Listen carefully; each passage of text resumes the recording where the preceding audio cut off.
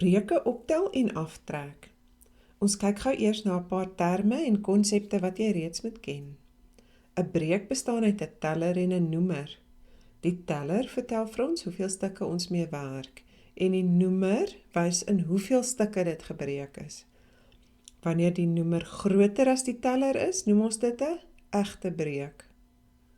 Wanneer die teller groter is as die noemer, noem ons dit 'n onegte breuk. Ons kan 'n onegte breuk oorskryf na 'n heel getal en 'n breuk. Dan noem ons dit 'n gemengde getal.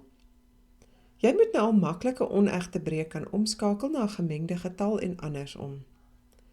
'n gemengde getal. Jy maal die heel getal met die noemer en dan tel ons die teller by. Daar is jou onegte breuk. En van jou onegte breuk, deel die teller deur die noemer en jy kry 'n heel getal plus die res wat op die noemer bly. Jou gemengde getal. 'n Paar dinge wat jy moet onthou en toepas. Om breuke te kan optel en aftrek, moet die noemers dieselfde wees. As hulle nie is nie, moet jy die ekwivalente breuke vind met dieselfde noemers. Dit doen ons gewoonlik met gemeenskaplike veelvoude. En die antwoord moet altyd in sy eenvoudigste vorm gegee word. Die eenvoudigste som om op te tel en af te trek is wanneer die noemers dieselfde is. Hier is 2 voorbeelde. Die noemer is 5, so nou tel jy net die tellers bymekaar. Die aftreksom werk presies dieselfde. Die noemers is albei 5, so jy trek net die tellers van mekaar af. Ons kan ook soms 2 breuke kry, waarvan die een se noemer 'n veelvoud van die ander een is. Hier het ons 5 en 10, en jy weet sommer dadelik dat 5 maal 2 10 gee. 10 is 'n veelvoud van 5, en daarom verander jy net 1 breuk om te kan optel. Jy kry die ekwivalente breuk met 'n noemer van 10, deur die onder die lyn en bo die lyn met 2 te maal. Wanneer die breuk se noemer nou 10 is, kan jy die tellers bymekaar tel. Die volgende voorbeeld 1/3 plus 3/5.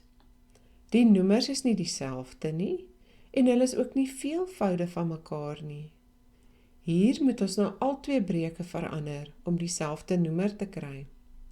Ons doen dit deur die gemeenskaplike veelvoude te vind. Die gemeenskaplike veelvoud is 15. En nou weet ons wat ons moet maal om al 2 dieselfde noemer te gee. Ons doen die maalsomme. Nou is die noemers dieselfde en jy kan net die tellers bymekaar tel. Dit werk ook so met 'n aftreksom. As die noemers nie dieselfde is nie, en ons kan ook nie sê dat een van die noemers 'n veelvoud van die ander een is nie, gaan ons eers die gemeenskaplike veelvoude moet kry. Maal elke breuk onder die lyn en bo die lyn met dieselfde getal, sodat ons al 2 breuke se noemers na 28 toe kan verander.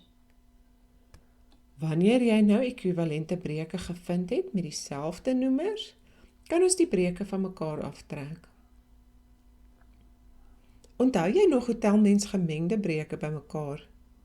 Daar is 2 maniere en hulle kan albei gebruik word, wat ook al vir jou die maklikste werk.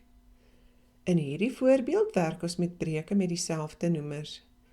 As jou noemers nie dieselfde is nie, gaan jy hulle eers dieselfde maak voordat jy die gemengde breuke kan optel of aftrek. Die een manier sê, ons tel eers al die heelgetalle bymekaar en dan die breuke.